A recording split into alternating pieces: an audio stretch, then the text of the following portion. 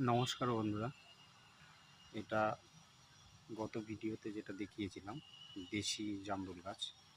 এটাতে মূলত সাদা জামরুল হবে, এটা আমাদের দেশীয় ভ্যারাইটি। সেটা আমরা একটা টবে রোপণ করেছি। এটা অ্যাকচুয়ালি একটা প্লাস্টিকের গামলা। এই টবটা আগেই রেডি করা ছিল আমার। এটা আজকে আমরা রোপণ করলাম। গতদিন আপনাদেরকে দেখিয়েছিলাম, আমি নার্সারি থেকে এনেছিলাম। তো সেটা আজ রোপণ করা হলো। মাটিটা আগেই তৈরি করা ছিল। মাটি বালি ছিল 40%, আর 30% মাটি ছিল, আর বাকিটা গোবর সার এবং ভার্মি কম্পোস্ট মেশানো ছিল।